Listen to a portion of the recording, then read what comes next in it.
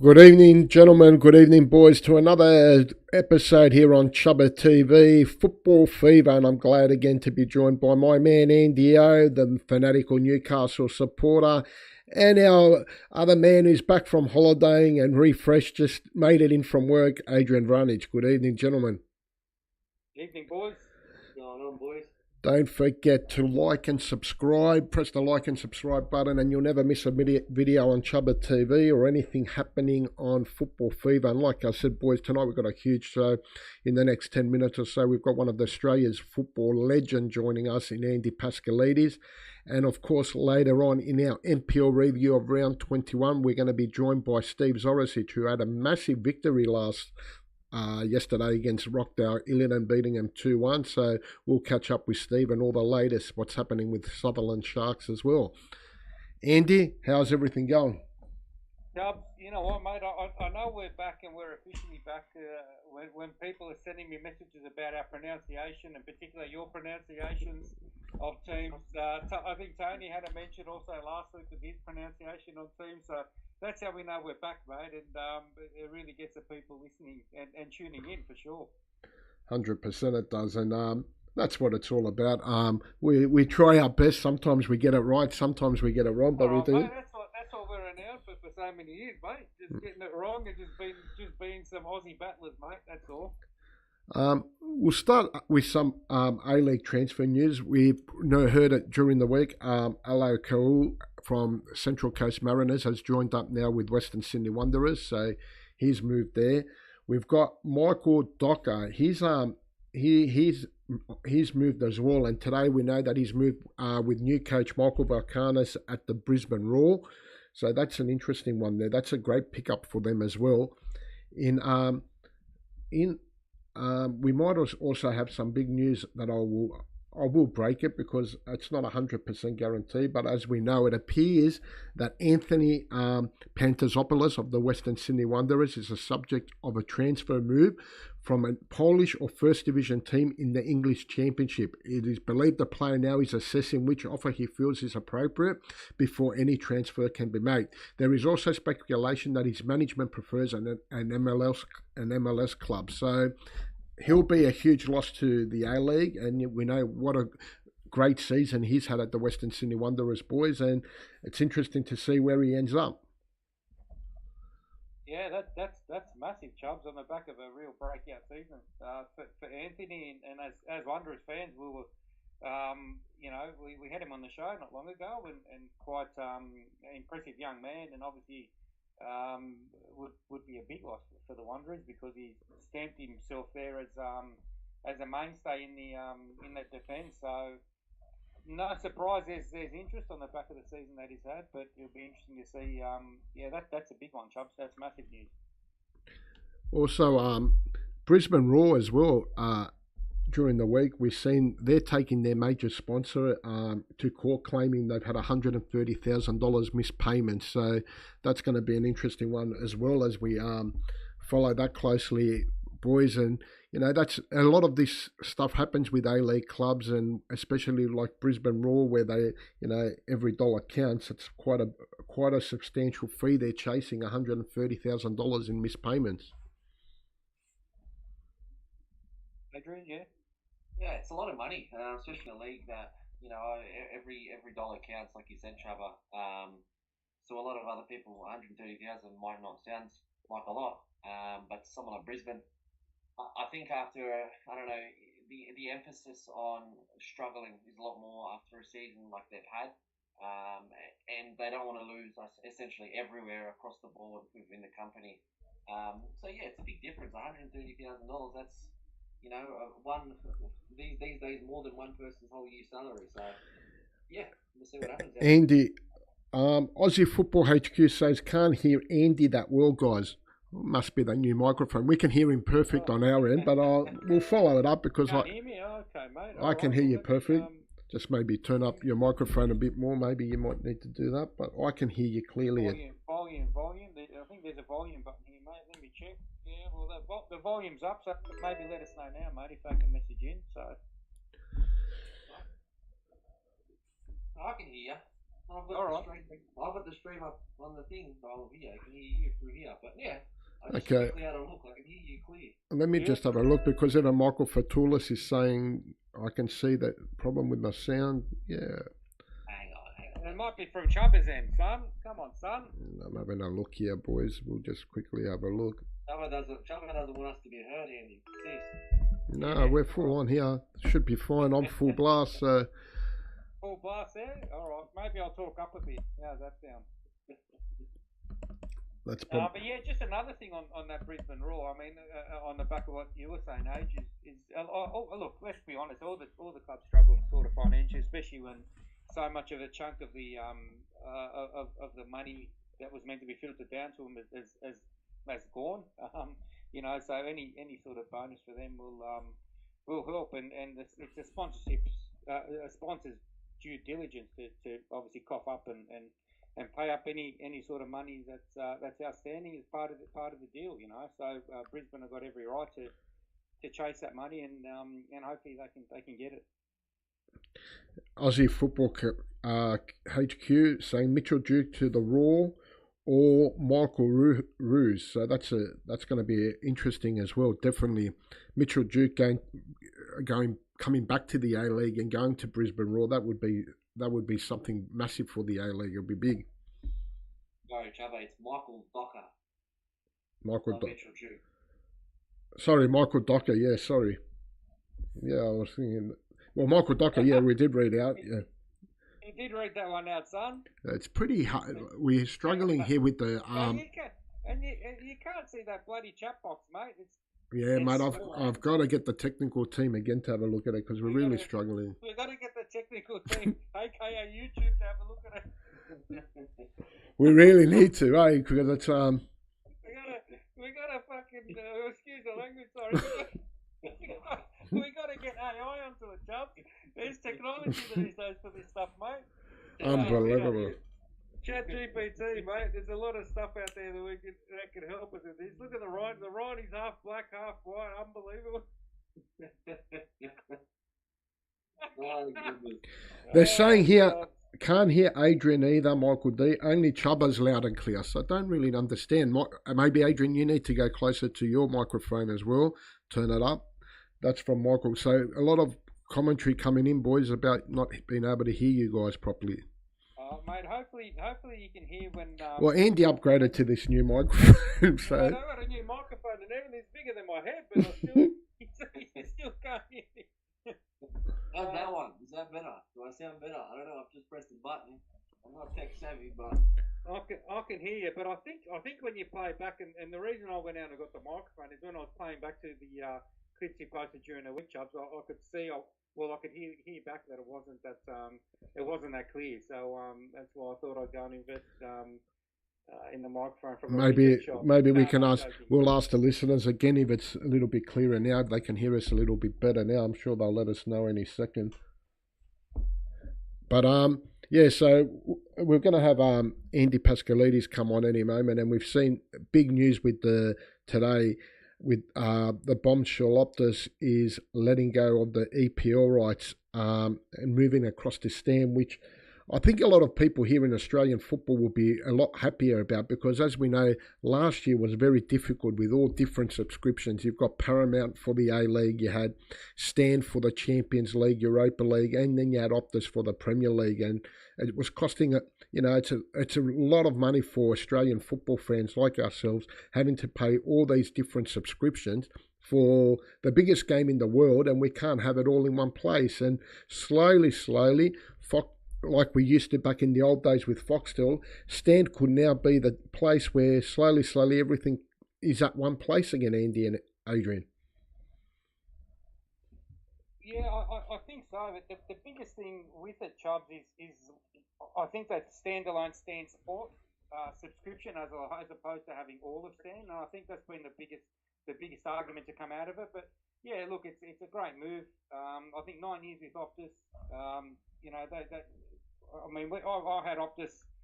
Thankfully, I'm not an Optus subscriber in terms of the telephone, but I managed to get an account through through family members, which most people did that didn't have Optus. So that was a main draw card there. We've got Andy on the line. Andy, do you want to turn your video on so we can see you?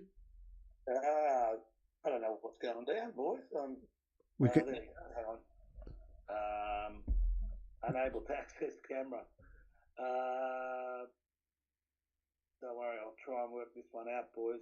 You're all right, mate. You're all right. That's all right, mate. We all don't have voice. If it doesn't work on there, Andy, go into your phone. If you're using your phone, go into settings and click in Zoom, and then it should say allow camera access.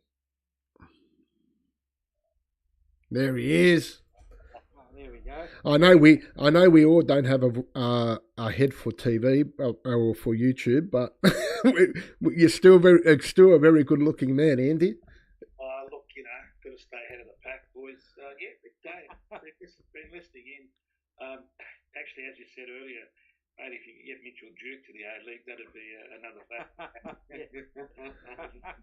be another value add. But yeah, I've been thinking about this Stan Sport deal, and it sort of triggers memories for me, because when pay TV started, I was being chased by all of them, and I went with what was Galaxy Premier Sports, which evolved into Fox Sports, principally because even at that time ESPN had the global rights to the English Premier League at the start, and obviously Murdoch was Fox Sports aligned, and that was going to come across to Fox Sports, which it did.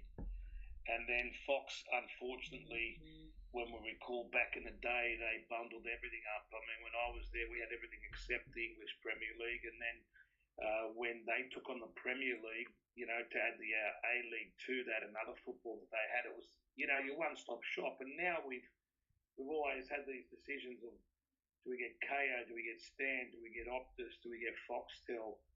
But now it's the two heavyweights are colliding now, Stan and Darzum, which is backed, with the KO and Foxtel stuff. But for me now, I'm amongst those subscribers with Optus. Half of the Optus subscribers, all of us jumped off the Premier League and all those value-added shows and other football around that. Half of us don't have Stan, so Optus are telling us now that they're going to bring down our price, because a lot of us that have got Optus for their phones and everything else had that value add of when they got the Premier League rights. So I've got 3 family members that were able to tap in on my package. So for me now, obviously, you want to watch the Premier League, the primary football competition, the world club competition. Then you've got Champions League, Europa Conference, and anything else they shared a spread. They were big on rugby. I actually sat down with Channel 9 back in the day when they were looking at football. This probably was 7 years ago. I was at their offices when they moved into Nine Entertainment at North Sydney, and it was pretty fruitful discussions. Actually came across Murray Shaw, who was the executive producer at Fox Sports. He'd just finished up, and he was moving in there to run their rugby. But I suspect that Murray's a football person, so I suspect he'll have some engagement in this. How does it look in terms of presentations? Obviously, at the moment, they've got Andrew Peacock, Bosnich, and Craig Foster. I think they'll take the whole broadcast feed out of the UK. Who wouldn't? I mean, I think we all agree we're all happy with what we saw coming to the UK on their international feed. So why reinvent the wheel? To be honest, I really liked all that punditry out of the UK. It was pretty good. It was pretty broad. I liked the little packages that you could also tap into, not just the live games. And like so many of us, I follow West Ham. I'm going to watch West Ham live, but I'm not going to, with all due respect, I'm not going to stay up in the middle of the night to watch Manchester City live. I'll get up in the morning, I'll watch my mini game, have my cafe, and watch all the other highlights of other games. If it's not my team, I'm not going to watch it live, pretty much, unless it's a big game. But I will say this, I probably watch more live Tottenham games because of Ange than I did Stan. Andy, so in saying that, so Stan got the rights now to they also got the FA Cup, the Japan J League, and the US National Women's Soccer League. We know the European Women's Championship is still going to be shown on Optus because that starts on July the 3rd. But what I was going to say, the big question that I suppose is on everyone's lips because we seen when the Champions League final was on and the Europa League final was on, it was on free to air on Nine. They haven't announced anything about free to air, but can you see Channel 9 putting some games on free to air now? I can because the one thing that Nine knows, and they've probably been looking at how Paramount have been playing it out with what they put on live and what they put on their platform.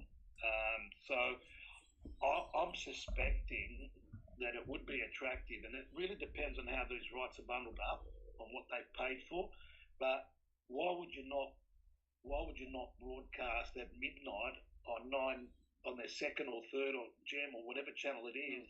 Why would you not broadcast Liverpool Everton live from Anfield? Why would you not broadcast, Arsenal Tottenham live when you know that you're going to get people watching it? Because the difference will be that those that aren't subscribers would tap in. Would that be a marketing tool for Channel 9 to try and get subscribers, or does it defeat the purpose of tailor-making the product onto the pay TV platform that you have to subscribe? So that's a business decision that the power brokers within Nine Entertainment will have to make that decision.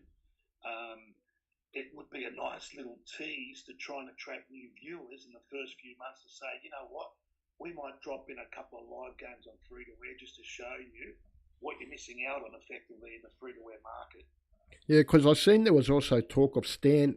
They're looking as well as the A-League in the future, and they're probably looking at, again, we've seen Channel 9 have free-to-air World Cup when it was held in Asia, in the World Cup in 2002. It was live on Channel 9, and so they've made a bit.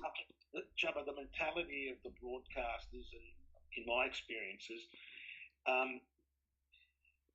you want to look at your domestic product for sure. You want to have that, right? But there's got to be something behind that too, which is basically Socceroos or Matildas games. Now, they are locked away with Paramount. So would Channel 9 promote the local competition, which is the feeder into those elite levels of national teams, male, female? I don't think they'd do that because it's a big spend. I think that I don't mind the A-League. I'll be honest with you. I miss the NSL. We all miss the NSL. And the NSL was breathtaking. These coaches that we see now, they're all ex-NSL players. The golden generation of NSL players, we all know how good that was. The product itself, the power brokers, the decision makers, probably would be not keen on it. But in terms of getting the subscription base and to lift it, they now have the potential to get a few 100,000 subscribers now outright in the next few weeks. And I'll be honest with you, I'll be jumping on board. Yeah, it's gonna be interesting. I think Optus maybe even might mismanage this because Optus got a lot of customers from moving over. I remember when Optus got the EPL, a lot of people were saying we're not moving over, but within 6 weeks, everyone was moving. I mean, the EPL is just too much of it draws so many people watching it, and people at the end moved over. So I think Optus have missed the boat here, and I think they're gonna be surprised what effect it's gonna be losing the EPL to them in the long term. I can't understand the decision. I haven't looked at the financials. That's for some other people to look at closely. But are they dropping money on broadcasting EPL? Are the EPL rights too much for them now? Yes. Well, that's what it's come down to. Insight for you. I was told this. Usually, Chubbers are on with the insight. But 9 months ago, I got the heads up that Stan was looking at purchasing the rights for EPL. Problem stemmed from Optus 9 years ago, or it wasn't 9 years ago. It was the second auction that they had. The auction was essentially behind closed doors, and no one knew what the highest bid was. That's right. Optus has paid significant higher, more than they should have. Yeah, it was essentially like double who was second, because they couldn't see who was second highest bidder. They went berserk, overpaid, and then I don't know if any of you noticed, Andy, you mentioned the streaming packages. But the UEFA Nations semi-finals, or the qualifications before the semi-finals, sorry, it was the last month in the EPL season. Optus quietly changed the streaming packages from 3 people to watch on your account to just 1. So they were making everybody pay and get another one and get the last little bit of money out of the system and of them owning it just before they went away. But it's, like I said, I was told 9 months ago that it's solely financial based decision because they were essentially doing their ass because they paid overs initially. I wonder how they're going to feel now because does that, I mean, I don't know if I'll change my phone services from Optus because I'm happy with it. I've been happy with it, so all my family, kids, the whole lot. So we're talking about, 5, 6 phones. But losing the Premier League is going to force the hand of football fans now. Who doesn't love watching the EPL? And the thing about the EPL that's really attractive is beyond us as football purists to the general sports fan who would only watch football when the Socceroos playing a World Cup or the FA Cup finals on. Now, they're going to be saying, shit, I can see EPL, but I can also see Champions League. And if I want to watch Conference and Europa, you've got the 3 biggest club competitions in Europe on Stan and now the biggest global competition on Stan. It sells itself for them. Yeah. Well, the other thing I could tell you in terms of where Optus a little bit didn't really capitalise is pubs and clubs. I know my local pub, you go there on a Saturday night like we used to back in the day when you had 3 NRL games, you had an A-League game, then you had, back in the Foxtel days, you had a Premier League game and then another. But my local pub doesn't have Optus Sport and hasn't had it in 9 years. So, and I know there's a handful of these smaller, your bigger clubs, obviously, granted, they do. Like I'm down the road from Marconi, as I've said many times, so we'd resort to going to Marconi. But sometimes you'd want to go to just a local pub where the football was going to be on, and then you'd have your, like I said, your Premier League, your A-League, and all the rest of it. So whether Stan Sport now through Channel 9, I think they're going to have a bigger capitalisation on your pubs and clubs, or more so the pubs that couldn't really. Or didn't really outlay in Optus Sport only for the Premier League. The sales pitch too that I recall my 9-10 years at Fox Sports when it all started. When it all started, I never forget sitting down with the guys that were selling the subscriptions to the pubs and clubs. I got close to them because 1 or 2 of them were big football crazy fans and loved what I did at SBS. And they were telling me that how quickly pubs and clubs were signing up when they secured the rights to live cricket, live golf, live football, like our football. Yeah. Right? And they knew that once the Premier League comes in, mate, how many times did we go to the Star Casino to watch a Premier League game when Fox was broadcasting it? And there's 500, 600, 700 people in there. Yeah. And you're right. Those smaller pubs have dropped their subscriptions because they feel that it's not cost effective for them. 100%. Now they'll always go hard on live AFL and live NRL in the pub scene. We know that for sure. You're right. That's probably an area. And again, it comes down to the rights. Are they allowed to broadcast within pubs and clubs as part of that contract? Mm-hmm. If they can, it's going to be massive. Yeah, 100%. There's no other competition that's going to compete against them at midnight. No. And the early games, we all love the early games on a Saturday. 30. Can't beat it. Andy, I'm just interested to ask you as well what your thoughts are with regards to our local comp. You mentioned the A-League and how much of and we've said it a few times. It's a great product. For me, it's a fantastic product. The season just gone showed the quality and the goals and the quality of the goals and quality of the players, particularly young players and Australian players we've got coming up. But where does it leave the A-League now with Paramount? That's been up in the air for a while now. We know it's not a fantastic deal, but what's your thoughts on that one? Paramount have to broadcast it. The reason they get the Socceroos and Matildas games, you are obliged to broadcast it. There's a couple of things about the A-League, and I had a chat with Stan Lazaridis and Alex Tobin, actually, with my charity on Saturday. I was testing out at Kellyville. And we had a chinwag because Alex is talking to Stan about going to the World Cup with they go with the Fanatics, I think, each World Cup. Yep. Talking to Stan about the A-League. He goes, "Oh my God, I didn't know what I was walking into, but I'm not, a quitter." He goes, "We had a wretched season." He goes, "But so many players are being moved into European clubs out of the A-League. We're becoming a feeder zone for global football clubs." And I said to him, "Stan, and a lot of young boys are coming through sooner than what most think, right?" Yeah, 100%.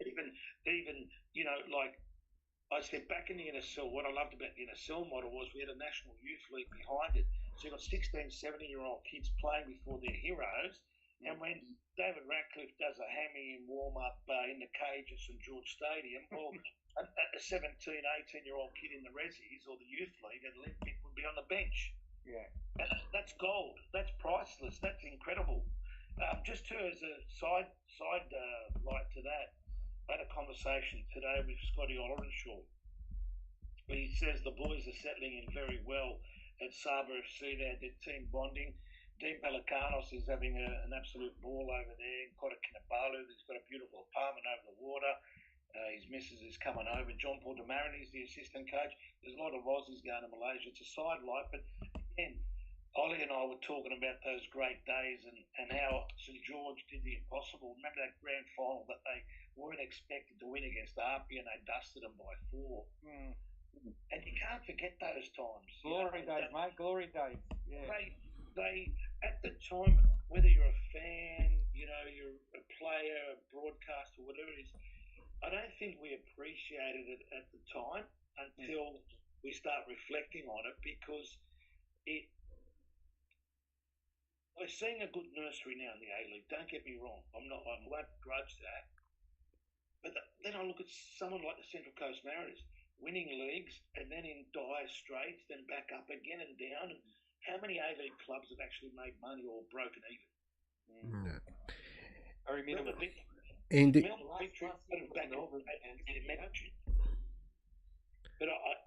if you're going to invest in local football, right, as a sponsor, and then you're being approached to invest in the NRL or the AFL or other emerging sports, like look at basketball, that's buzzing, that's netball buzzing along, cricket, the summer sports, playing football in summer, has that worked? We try to get away from rugby union, AFL and rugby league, but we're fighting a beast which summer sport is, Australian tradition is. Andy, who'll come back on. Nick, good evening. Good evening, guys. Yeah, look, just building on what Andy was saying, what both Andys were saying in regards to the A-League, I think we finally realised where our place is in football here in this country and in world football, in that we need to actually be a development league. For a while there, we thought that, and when Frank Lowy first came up with the plan for the A-League to make players professionally, try to keep players here longer, and try to bring marquee players over, somehow trying to increase their salaries to stop them going overseas, try to, prevent that lure of going overseas. We were never going to compete with the European leagues. So in the last few years, we've seen a shift in what clubs are doing and bringing young players through, because they're seeing that it's the right way to go to try to at least make them somewhat sustainable, economically sustainable, by then players getting transferred overseas. In the first few years of the A-League, maybe even the first 10 years, we would see the same players just getting recycled from club to club, and that was then preventing the youngsters actually coming through. Yeah, 100%. You look at this. You're right, Nick, 100% bang on, mate. And the fact that they tried having that youth league competition, but they couldn't afford to do it for whatever reason. It was running for only 10 rounds or 11 rounds, and history will show that arguably probably the best coach in the second tier of the A-League was when he was at Melbourne City, Joe Palatides, who's now the assistant builders coach. And you're right, the recycling. But when you think about it too, if you look closely, the first 4 or 5 seasons, how many NPL players were being signed up by A-League clubs? Yeah, 100%. Victoria and New South Wales. Laurie McKenna, I reckon at least half his squad were NPL players in the first few years. Yeah. Andy, while we got you on, we're going a little bit now away today. Look, there's two big questions I want to ask you because you've played a big part. Firstly, you were a commentator in the Indian Premier League, which is well, that's a league like the A League starting up, and that's kicked on massively. How have you found it there and their passion? We know they're a cricket mad country, but they love their football as well. Yeah, they do. Look, there's pockets in India that are football crazy. So you go to, say, the state of Goa, where FC Goa is the team of the East Coast. They had the great Zico coaching them the first 4 years. Wow. Virat Kohli is a part owner, right? Wow. That's formerly a Portuguese state. Then you go into Kolkata where Timmy Petratos has been braining them dead for 3 seasons now. I was very proud to help Dimmy get up to ATK, Mohan Bagan, or ATK Kolkata now, Mohan Bagan. Dimmy is earning twice what he would be earning here in Australia. Wow. And they've had quite a few Australian players come through the system. Can they be competitive with the 80? Can you compare it? No, you can't. There's probably, I think Mohan Bagan could be competitive in our A League. Mumbai City, again, one of those clubs owned by the Saudis, like Melbourne City, Manchester City, that's part of their global conglomerate. The guy that started the league up there, Ambani, he created the Indian IPL cricket. He's the richest guy in India. It's probably worth over 100 billion now. So when he calls people to buy a franchise, they do. Think of Frank Lowy and think of Frank Lowy on steroids 20 times over. That's the wealth.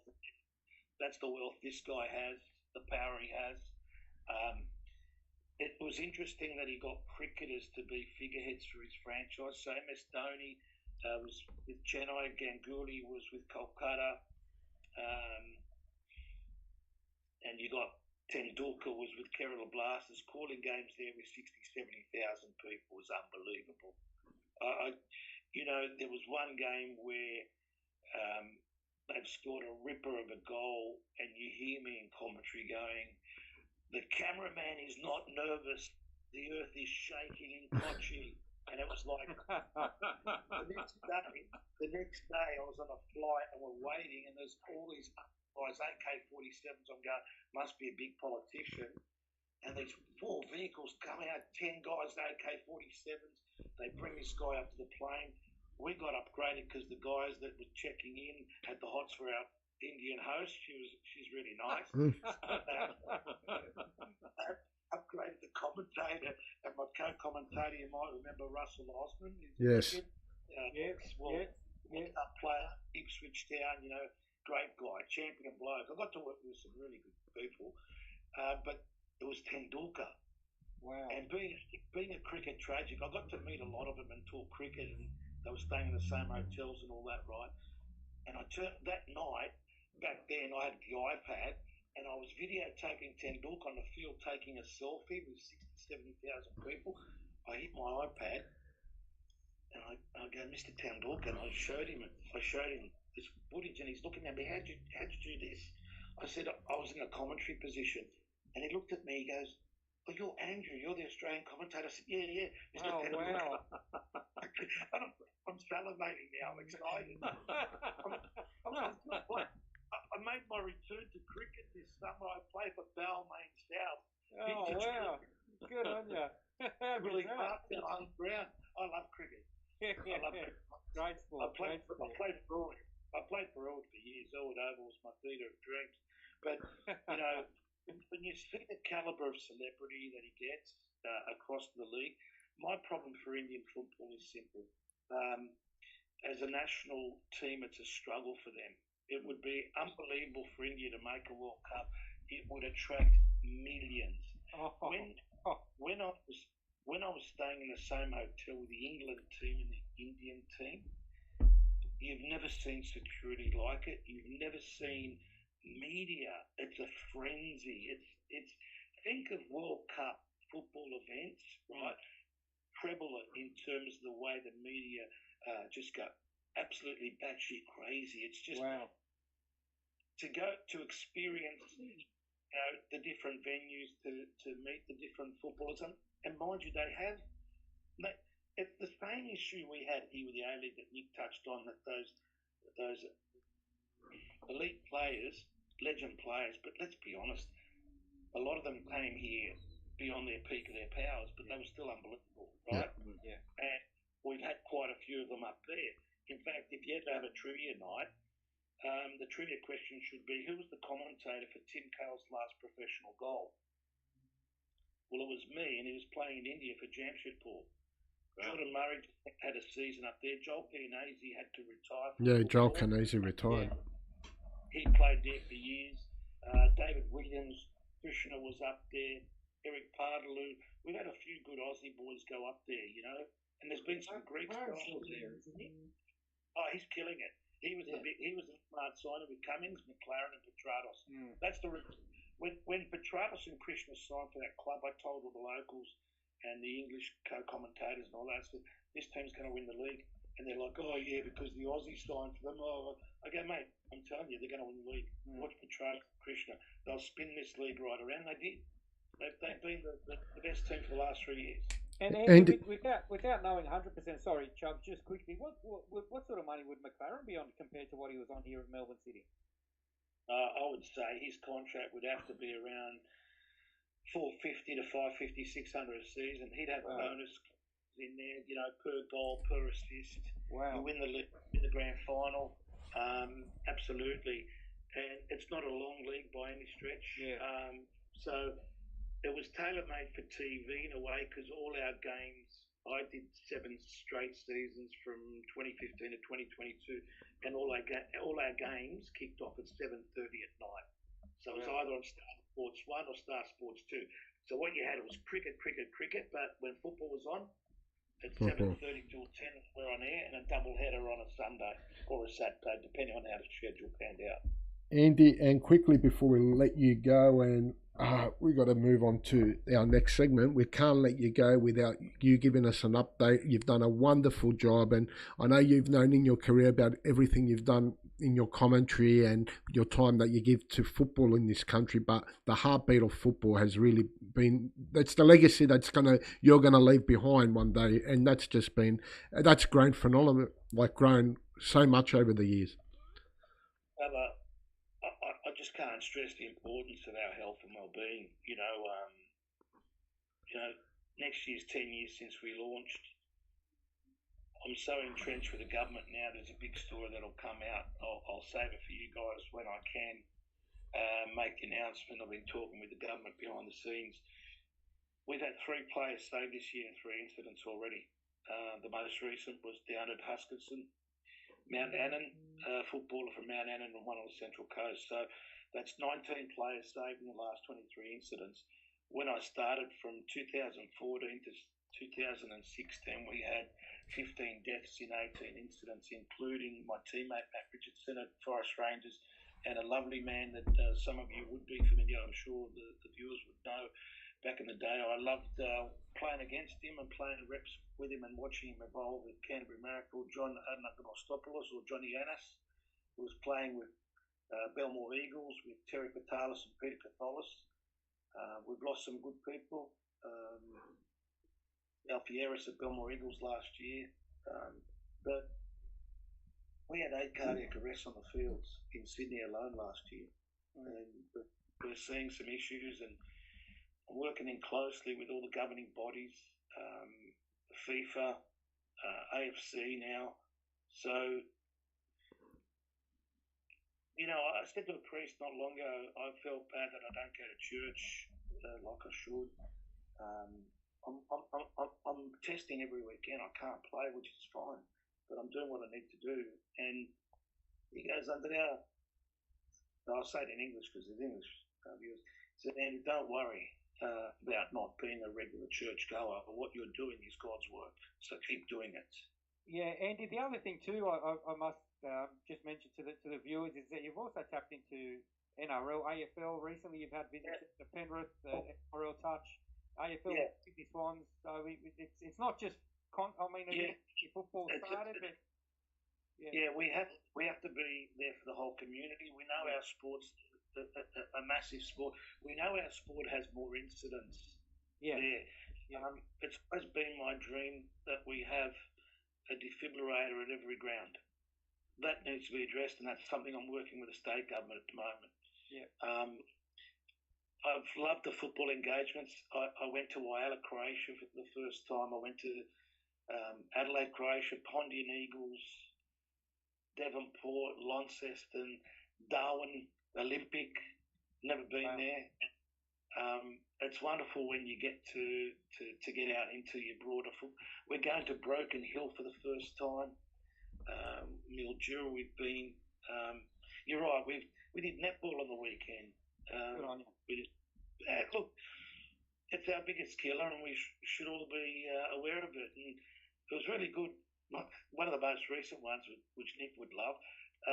Elwood Wanderers had this amazing health and community event 2 Friday nights ago, and we were there.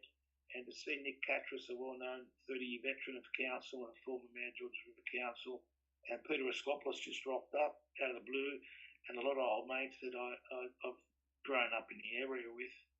I love that sort of community feel, because the kids start asking questions. We've got to educate our kids, because at the end of the day, 70% of out-of-hospital cardiac arrests happen at home. The kids are first responders, and having a defibrillator cardiac arrest, it gives you up to 70% chance of survival. So I just can't stress the importance of it enough. No, keep doing what you're doing, mate. We love your work, Andy. Appreciate your time today. Again, on short notice, and you always give me your time. You always have whenever I've asked you for anything. You always do. You're a legend, and keep doing your work. And like I said, you're leaving a legacy behind that we'll talk about forever. Thank you for the time, guys. Anytime. Love what you guys do, because it's the greatest game. It's a game that's given me so much joy since I started playing for Austin Park Wanderers back in 1971 when I was 9 years old, when Dad gave me the choice to go and play football instead of going to Greek school. Good on you, mate. Good on you, Andy. Take it easy. See you, legend. Thanks, Andy. Bye-bye. And from there, we've got another very special guest tonight. I get Steve. I think there he is. He's unmuted. We got Steve Zoricic, a man that's going to be very happy today. I'm glad we got him on today, because he knocked off, the power. Look at that smile. I know myself being a coach, when you knock off a powerhouse like Rockdale, you got to be smiling from ear to ear. Good evening, Steve Zoricic. How are you? Welcome to the program, Football Fever. Thank you, guys. Pleasure being on this podcast. So thank you for the opportunity. Yeah, and like you said, my smile's from ear to ear.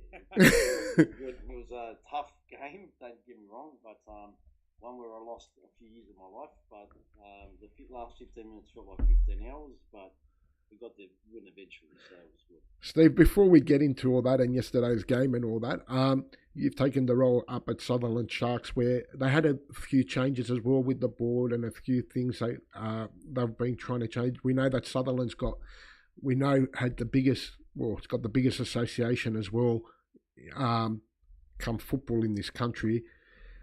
How's it been the change at Sutherland? What's been happening? And, I've always felt that Sutherland is like a powerhouse in the NPL.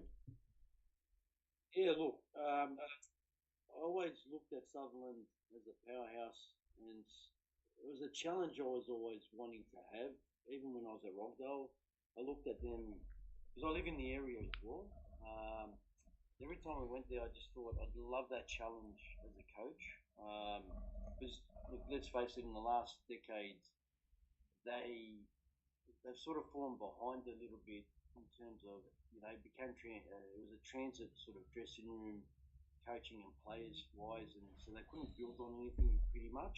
And it's a great club. Look, their youth back in the day was, every player wanted to be there, and like you said, they've got a great pool of players. Like even JD Orr set up at the moment, they're beating everyone. So it's testament to that. But what happened in the years as well, Sydney FC, the Wanderers, they just drained the club of their youth, and then that's what's happened in the last few years. They've been drained, and we got relegated in the youth, so we're trying to rebuild that and trying to rebuild the brand. And the new board that's come on board, are doing a marvellous job at rebuilding that at the moment. They're putting their whole passion behind the club and spending a lot of time rebuilding it. And, Grego Rook coming in as well as CEO, he's starting to put things together as well, and it's just gone amazingly forward. So there's bigger things to come in the next few years. It's going to be a powerhouse again. That's what we're leading the club to. Yeah. Yeah, like you said, back in my time, youth football, Sutherland was the place to be. Like you said, all the New South Wales State League players, most of them were coming out of Sutherland, everything. And like you said, in recent times, maybe not as big as they are, but I know there's been a lot of work off the field and yourself to get the club back and running. And I mean, it's important now. That was an important win as well to stay in NPL 1. How difficult have you found the job taking over this year? Because you started off with House on Fire, like really doing really well, and I suppose a new club, new team, you're going to have a bit of a stumble. Has it been harder than you thought? Yeah, look, I took over last year and, got given the playing roster, so it wasn't my own team, but there was a lot of young boys. I brought a few young boys in there as well. The budget wasn't as big, so it was a very low budget. So took the Petrados boys over there. Yeah, I brought the Petrados boys over in the off season, and unfortunately cost us. So we brought in Lockie Fields, who's starting to play again now. But Lockie Fields, as a central defender, is not at 100%. He's got knee tendonitis in both knees, and he hasn't trained properly since November. And so we need to just manage that. And how good he's playing now, you can only imagine what he'll do at 100%. And then we had Costa within the first 15 minutes of the season rupture his ACL, which was a big loss to us because he was one of our main players bringing in. So, and then we had Daniel Wong as well, who's been in and out now, has had a season-ending injury. So after the first 3 rounds, we went into that game against Sydney Olympic, that 4th round. It was just a perfect storm. We had 8 players out. Then we lost Wong first 5 minutes to a hamstring. Then we got a red card, so then the next game we had 9 players out. So, and then from there until the last 4 weeks, we sort of had not the same team on the park week in, week out. So it was hard to build, and we lost our rhythm a bit, a little bit of confidence as well. So we had to pick it up again at training and find solutions, and we did that. And now in this transfer window, we brought in 5 new signings, quality signings, and they weren't patch up. It's to build with these boys as well going forward to next year and the seasons to come. Mm-hmm. And then we'll probably bring in a few more players next season and have our young core that's developed over the last 2 years and coming through really well. Game management as well, maturing. So we've got a bright future ahead of us, and with the new rules coming in next year, having 5 players under the age of 23, we've got that in abundance in the squad. So those players have 2 years experience now. Towards the end of this season, bigger and better things from these boys as well. Yeah, that's going to be a huge change on a lot of NPL clubs, and like I know us at Darwin too, we've taken that very seriously this season, looking for next season, because a lot of teams might get a little bit left behind in that, because that rule change is going to play a vital role next season. Andy, Adrian, Nick.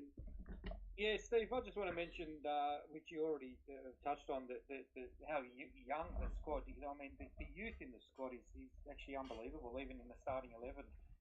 But it's obviously a big win in terms of pulling you away from that. But how about confidence-wise moving forward in terms of, building on it? I mean, it's a massive scalp, let's be honest, and it surely gives not only you but the boys a big buzz and confidence moving forward over the next couple of weeks and for the remainder of the season.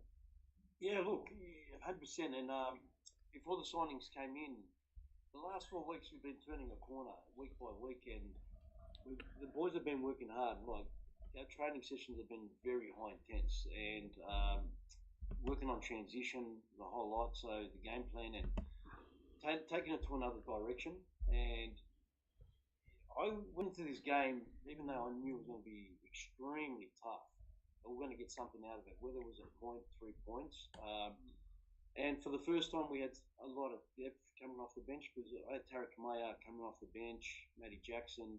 I started Yanni Nicolau and Leo Muzzy. So the bench, for the first time, I could look at the bench and go, you know what, I'm bringing on some quality that can change a game. And when we did those sort of adjustments in that second half, around that 55th minute mark, we scored that goal within 5 minutes and paid fruition.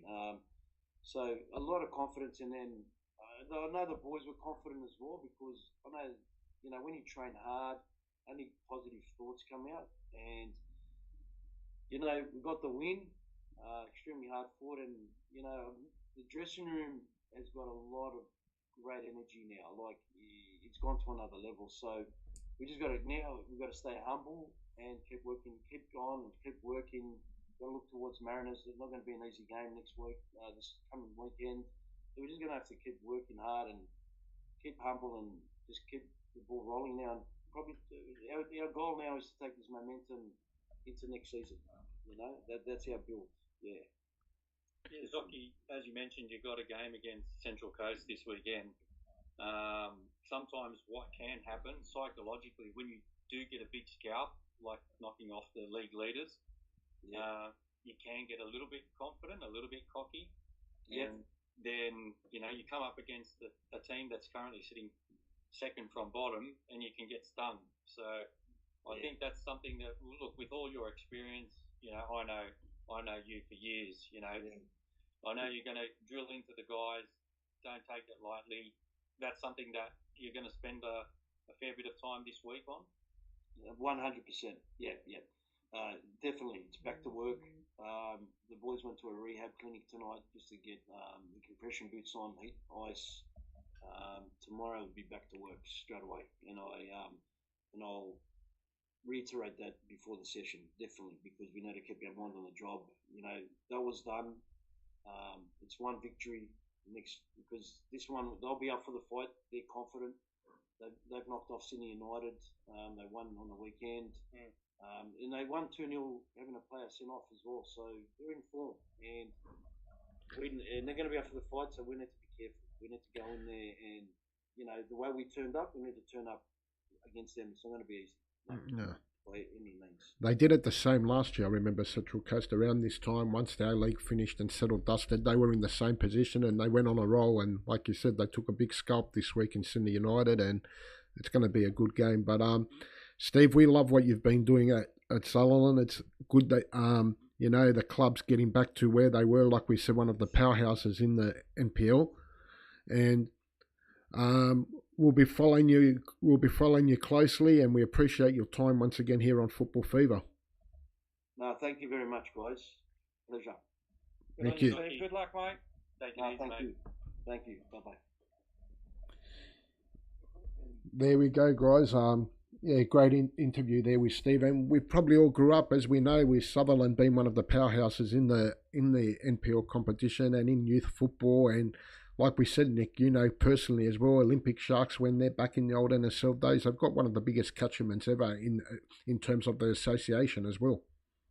That's right. Yeah. Based on numbers, Manly and Sutherland are the two biggest associations, and where they are luckier than other associations is that they only have one NPL club each. So both Manly and Sutherland can just draw on players from the whole association. Whereas when you look at other associations, St. George has got 3 clubs. Southern Districts has got 4 or 5 clubs, I think. Yeah. Canterbury has got 7. That's where Manly and Sutherland are lucky in that scenario. But you know, you can't just ride on your luck. You've actually got to put in place the structures to be able to have talent identification pathways where the good players at club level have got the ability then to go into NPL. And what they really should be doing is saying that, you know what, a certain percentage, maybe 60, 70, 80% of players have to come from the Shire. If they do something like that, then, you know, the local players will say, you know what, let's stay here, let's play for Sutherland. At times, the relationship hasn't been as good between the local clubs and the NPL club, and I think that's where things have fallen apart over the last few years. But it's good to see that things have changed and they're moving back in the right direction. How true is it though when he mentioned how much of an impact Sydney FC coming into and that whole A-League thing coming into that region of Sutherland has had on players and youth? It's I mean, I know that for a fact. They took a lot of NPL youth boys in that Sutherland Shire system are now at Sydney FC, and some even at Wanderers, you know. So, it's been. And the reason they do is because they see that the pathway there is easier. You know, there's an opportunity 100%. To get spotted and go into the A-League. 100%. The same happens when you've got teams that have NPL and also have got association-based teams. So, you know, you'd rather play for Marconi in the association than to play for AC United, you know, because you know that if I'm playing in association now, under 10s at Marconi, someone might spot me and take me into the JDL. Yeah. Adrian, you played at Sutherland for a while in your career as well, when they used to be the powerhouse in the NPL. Yeah, we had a very strong squad. Me, Jacob Trapp, Nick Olsen, Leroy Jennings.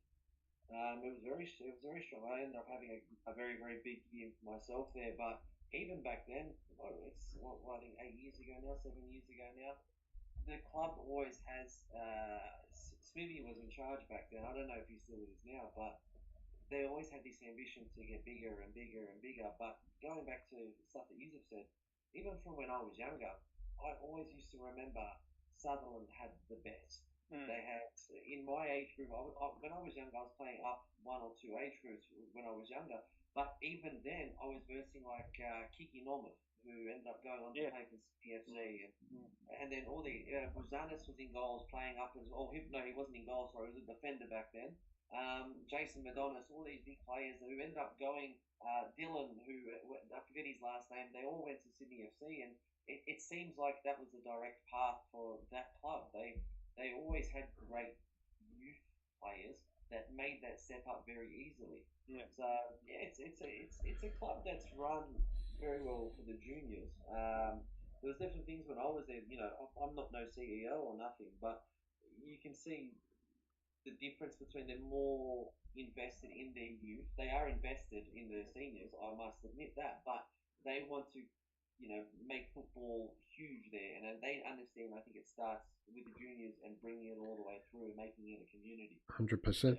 What we'll do, Andy, while you get ready all the NPL results of the Premier League and League One, I'll just quickly read out some of the messages coming through chat box. So we had Brendan Ray.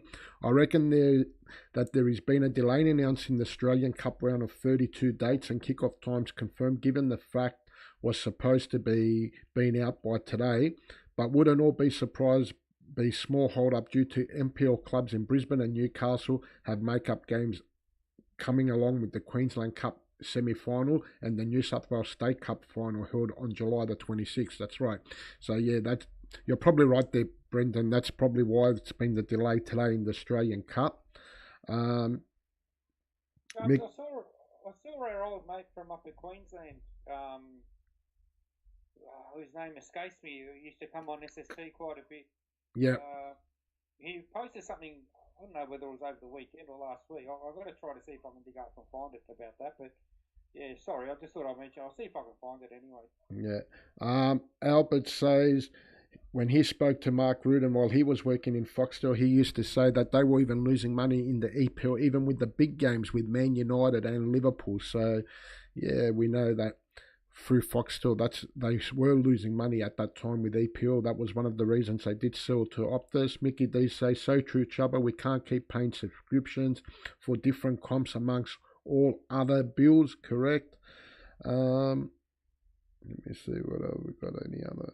Oh, here we go. Someone brought up about, we already spoke about Anthony Pantazopoulos. Yeah, we did mention about Anthony Pantazopoulos. Yeah, we did mention that he could be off either to a Polish club or a championship club, or there's even his management are looking at an MLS club. So just keep putting those chats through. We'll try and get through them through the night as much as we can. We'll fix that box so everyone can see it. Yeah. Well, that's Nick. I've got Nick, my IT man. I need to get him involved and do something. He's the one who should be fixing all this stuff, mate. Mr. IT's sitting here. Anyway, Andy, let's go. Yeah, mate. So in the NPL New South Wales over the weekend, Central Coast Mariners 2, Mount Druitt 0. That's as Steve mentioned, they went down to 10 men. The big one, Rockdale 1, Sutherland Sharks 2. Marconi 1, Sydney FC under 23s 0. Yesterday I was up at that game. Sydney United, a bit of an upset here, 0 at home to Northwest Spirit 2. St George Saints 2, RPL Leichhardt 3. Sydney Olympic 0, Blacktown City 2. Western Sydney Wanderers under 23s and Wollongong Wolves drew 1-1. And we had Manly United and St George City. Manly 0 at home, St George City 2. Yeah, before we go into one, I'll ask this way. Why don't we start with Adrian? You're an ex-Sydney United man, so that was a huge game, a huge loss to Central Coast. And before that, they were 5-6 games unbeaten on a good run, but a bit of a stumbling block, and it's, coming close. They're in that race for the top 6, hanging on to that top 6 spot by 1 point to Olympic, and Sydney FC used St George chasing, but it would have been a disappointing loss there for Sydney United. I think it's a massive loss. With Spirit didn't seem to be in the best form recently and sitting just above them. It would have been a massive. That would have essentially been a 6-pointer for the both of them. So now Spirit's come off, better out of the two, and you've got now, like you said, you've got Olympic right up, only 1 point behind United right now, and there's only 9 games to go. So it's at that point of the season where every point counts, and I can bet you that yes, those United boys have got one eye on the Waratah Cup game, but at the end of the day, I think this is more important. So I don't know, maybe it was just a slip because they've got this Waratah Cup. All this is coming on at the right time of the year, but I think it's just a slip. I think they've hit the form that they need to be in, and I think it's just like I said, it's a slip up that they will correct pretty quickly. Yeah, and Kubu struck again for Spirit. He's been on fire. What a signing he's been from Hills. I coached him last year at Hills. He's been phenomenal, and he's carrying Spirit this year, which has been incredible. And he was on the score sheet again. Moving on, let's go to Nick. We'll go to people that in the know. Nick, Olympic. Big win against Marconi last week, and probably like you said, when they take a big scalp, a bit of a disappointing result this week to Blacktown City, especially so close to this top 6 race. Yeah. I mean, they were in form and really looking like getting into that top 6 with 3 wins on the bounce, and then a loss to Blacktown definitely put a dent in that. There's still time though. Blacktown aren't slouches. They'd be looking to really hit back this week with the game against Sydney FC, which again is not going to be easy. But I know there was a lot of disappointment around the camp at Sydney Olympic, considering the form that they were in. They need to really, they need this now. Technically, I know. Based on points, they're 1 point behind, but they've still got that 3-point deduction as well. That's sitting with them as well. Correct. So they're actually 4 points behind Sydney United. So they can't slip up much more. If anything, Sorry, Nick. I was just going to say, would you suggest that a failure to make the finals is? I mean, it's sort of if they don't make finals, is that a failure of the season for the Olympic? It can be looked at that way, but then again, when I went to the AGM earlier this year, they did say that the focus is going to be more on the national second division. So, whether they use this year as a transitional year to blood some players, try to keep also costs down. I can tell you they've invested heavily in the first grade women's team as well. Yeah. Who are obviously on the back of points deduction as well, but they've managed to drag themselves out of the Cup Championship relegation, which is another massive thing. As we know, women's football at that senior level.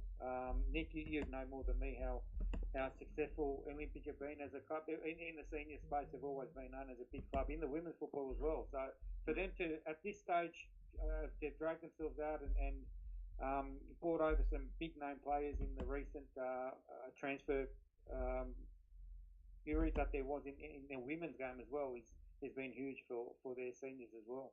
Yeah, and it's important because when Olympic first got into the women's space and set up women's teams, they started in the second division. Yep. So they were in the second tier. They fought hard. They kept building up the squad. They invested a lot in their women's program. Mm-hmm. They eventually got into the top tier. The last thing they would want is to actually drop back down, because once you do drop back down, it also then makes it very hard to attract players. So it's good that they've managed to drag themselves back out. Yeah. Marconi, Andy, big win against Sydney FC Youth, who you know, until last week, Sydney FC Youth, I know they lost last weekend today, but prior to that, were on a great run, making a late run to the top 6 final. Marconi having that loss last week to Olympic, bounced back at home with a hard-fought 1-0 win. It was very hard for Chubbs. I can tell you, Sydney FC put up a great fight. It was a great afternoon out there. I mean, you know, I love these winter sunny days. You know, it's just perfect for the football and the quality of football that you see. But yeah, no, they done it tough, Marconi. They missed a penalty. Marko Jesic missed a penalty just prior to the scores are still 0-0 at that stage, just prior to the goal going in. Managed to score and did enough. Sydney FC came pressing in the last 5-10 minutes of the game and including injury time. It came really close as well with some half chances, but Marconi managed to hold on and a big 3 points for them in the scheme of it, because obviously on the back of Rockdale's loss, they're back on the same points as Rockdale now. Mount Druitt, who done a lot of changes in the when the window opened, let 5 or 6 players go, 4 or 5 fresh new faces came in, had a big win last week. But that game where we talk about bottom of the table, boys, Central Coast earning their money, and again, like we just spoke with Steve Zoricic, this time last season, Central Coast did make that late run and got themselves out of the dreaded relegation places. Are they about to do the same again, boys? Well, quite possibly, yeah. You know, but it's all about timing, and you know, players probably now available from who are fringe in the A League coming in to bolster their squad. You know, a club like Central Coast would not want to get relegated in this competition. 100%. They need to be able to provide their youth players the highest level of competition to be able to set them up for, you know, entry into the A League. 100%. We also had Western Sydney Wanderers Youth 1, Wollongong 1, Adrian. Not the result Wanderers are after. They're still, you know, they're 5 points away from that bottom relegation automatic spot. They're still only 4 points behind in front of Central Coast for the playoff relegation spot. So, not the result the Wanderers were after there against Wollongong. I still think they'll be fine. 5 points is a big gap with 9 games to go. I think from what I saw, I didn't watch them this game. I watched them against Sydney United when we spoke 2 weeks ago, when they had a penalty early and then, you know, it's turned upside down for them afterwards. I think they're showing their immaturity. I think that might be the best word for them. They're a team that has a lot of talent, but when it comes to doing some specific things on the pitch that you would only understand through experiencing and playing the game at a higher level that you shouldn't be doing, and making those decisions at the wrong times of the games, I think they're fine. I think they'll be fine, and I think they will be a great team. If you look at those players in a couple of years, you can see the talent's there, but it's just not at the moment working well. But I think they'll be fine. I think they'll be safe. Andy? Yeah, New South Wales League One. You want me to read out the results? Sure, Yep. that's all I've got it. Yep. Northern Tigers 2, Newcastle Jets 3, Hakoah Sydney 3, Mounties Wanderers 2, Canterbury Bankstown went down 1-0 at home to Macarthur Rams, Dulwich Hill 2, Roldemy 3, University of New South Wales 1, SD Raiders another loss, Chubbs, 2 red cards as well, 1-0 University of New South Wales took out that one. Bonnyrigg White Eagles again stumbled at home, this time 1-0 to Bankstown City Lions. Bulls Academy 1, Blacktown Spartans 2, and Interlines 0, Hills United 1. Another win for Hills, Chubb. Yeah, Gary Van Egmond obviously done a tremendous job. He was moving out of that dreaded bottom 2 spot. Unfortunately, there's a nasty incident at Bonnyrigg game which got delayed. Had to finish early with injury. Yeah, with a bad injury there. But Look, Galloway, I think. yeah, Galloway with a. I heard hinge injury. I heard a broken leg. I'm not 100%, but there was Galloway 100 that it did happen to. So hopefully he recovers as quickly as possible. But the big news again in that competition, our competition there, is the battle for this top 2 is unbelievable. If you've got Northern Tigers first on 39 points, all the way to 9th, 8th Interlines on 34 points. You've got 8 teams that are in this battle with 9 games to go. I mean, the fall of grace has been SD Raiders. We know since their cup run have really struggled and went down again. But Bulls Academy, Northern Tigers, if you look at the Jets, where Nick spoke about this earlier, the Jets are a club that lost 3 points as well. They would be leading the competition. So the top 2 race here, I don't know who's going to finish top 2. I've said all along my best 2 teams are the Bulls and Newcastle. From playing all these teams, I believe are the best 2 teams in the competition. But I don't know how you call it from here with 9 games to go. It's anyone's guess. Andy, I believe you had something to break to me that we spoke a little bit off air. No, I mentioned earlier about whose name escaped me, and he's going to kill me, and I've got to apologise to him. Kurt McDonald, our old mate Kurt. Kurt, up in Brisbane. Yeah. So he actually posted over the, I think it was a few days ago, actually, Chubbs, that he's a manager here at Peninsula Power up in Redcliffe, and they've actually drawn the Western Sydney Wanderers in a round of 32. So I don't know whether the full draw is out, but Kurt posted that on his social media that their Hahn Australia Cup draw that Peninsula Power have drawn the Western Sydney Wanderers, which is massive, obviously, for them. But yeah, that came out. I think it was 4 days ago. So we've got to look into whether the draw is out. I'm guessing it would have been. But yeah, I just thought I'd mention it. And no, Chubbs, I was actually just going to mention there must be something in. You reckon there's something in the trip that Tony's made over there in the US in terms of what you broke earlier? Well, 100%. Well, Stealth, I believe, is in America. He's gone to America, and I've got a feeling you're looking at Pantazopoulos, Nathan Paul, and Clayton Taylor, all players that were unwanted, by Australian unwanted, and their Australian under-23 internationals wanted across multiple countries. So I've got to keep your finger on the pulse, because I believe you're going to hear a lot of news about Nathan Paul, Clayton Taylor, Pantazopoulos while Stealthy's over in his American trip, and I wouldn't be surprised with all 3 players moving. And that would be, be huge for them. It'll be a big loss to the A-League and for their clubs. But I definitely think something is happening. Wow. Okay, so we know he flew out on Sunday, Stealth, to the US. So maybe just not Disneyland that's on the agenda over there. Boys, so I've just found the Hahn Australia Cup round of 32 2025 fixtures. I'll just quickly read them out. So Adelaide, Croatia versus Cooks Hill United. Adelaide, Croatia, obviously a South Australian team. Cooks Hill United, Northern New South Wales team, boys. SD Raiders, which you mentioned, Chubbs, have drawn locally against Macarthur FC. Gold Coast Knights FC versus Auckland FC. And this is where we know the A-League teams come into the competition. Olympic Kingsway against Melbourne Victory.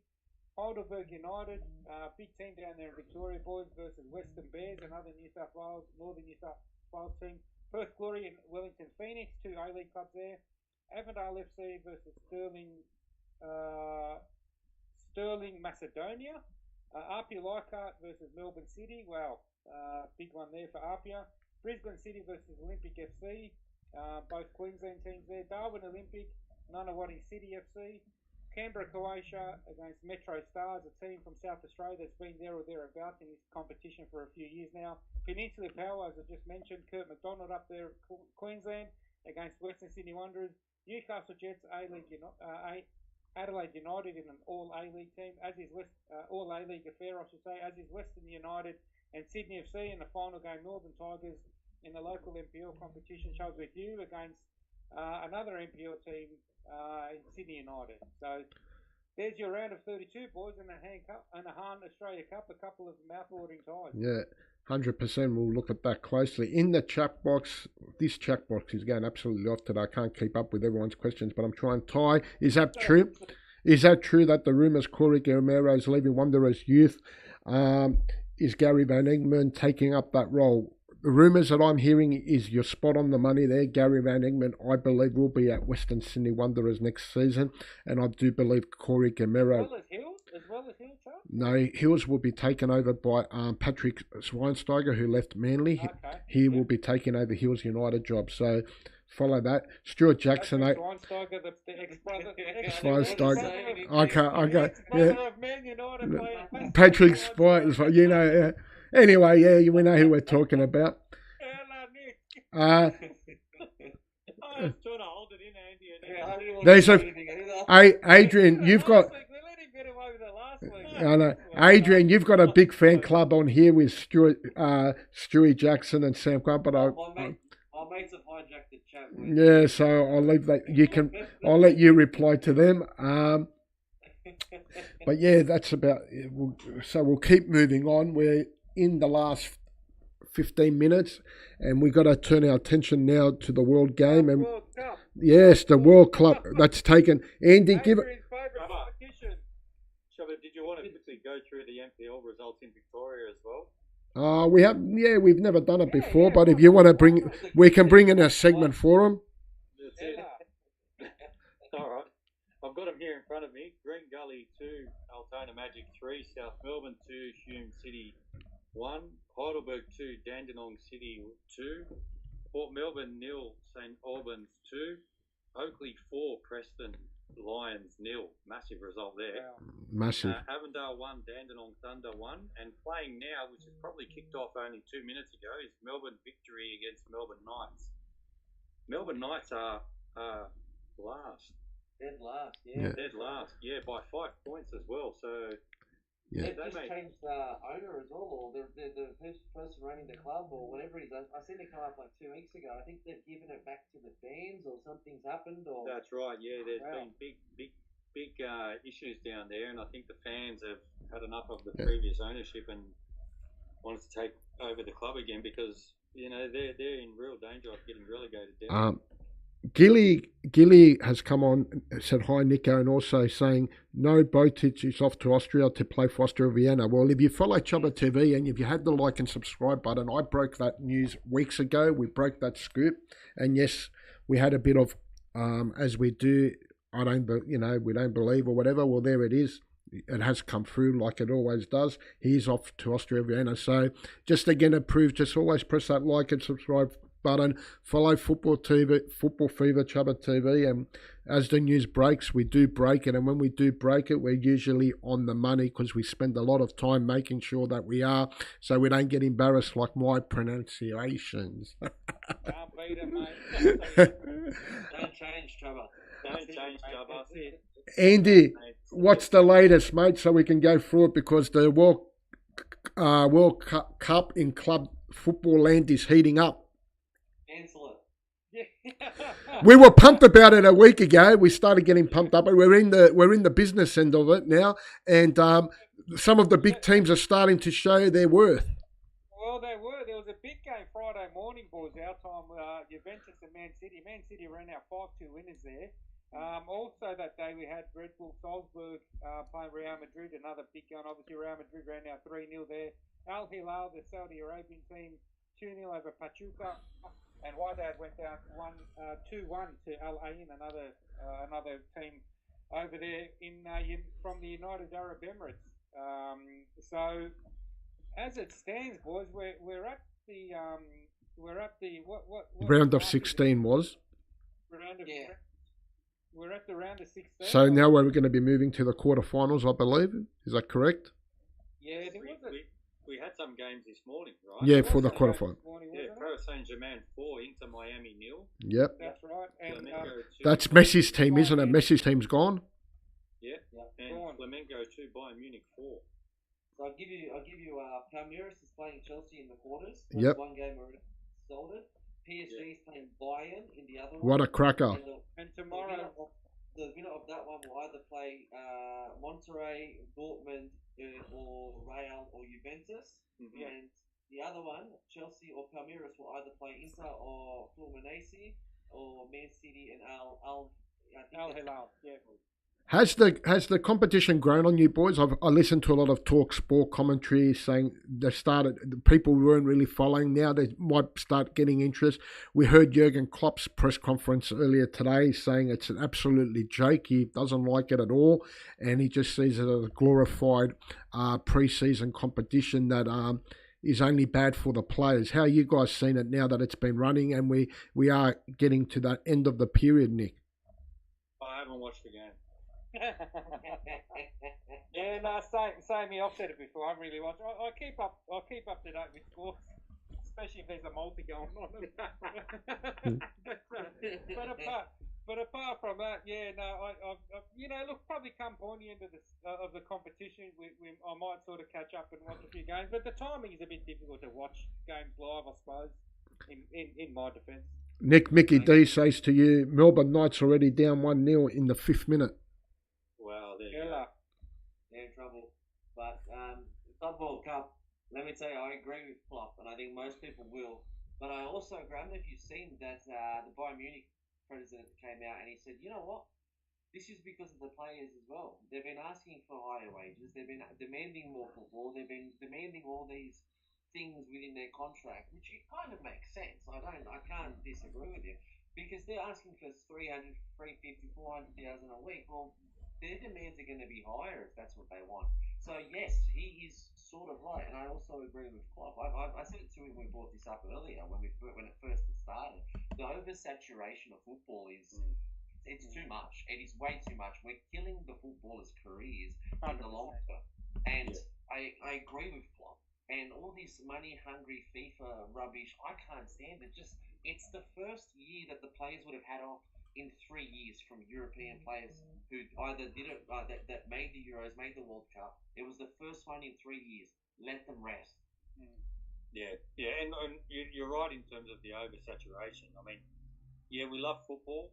It's the best game, but sometimes absence makes the heart grow fonder. And when you have an off season, everyone's then itching. For example, the start of the Premier League.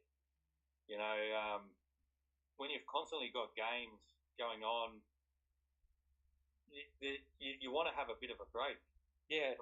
From watching games. I mean, you're not going to get up in the morning now to watch Inter against Fluminense. It's like it waters it down a bit, doesn't it?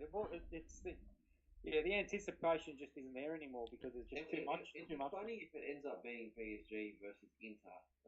That would be ironic. I'm just going to watch that again. Yeah.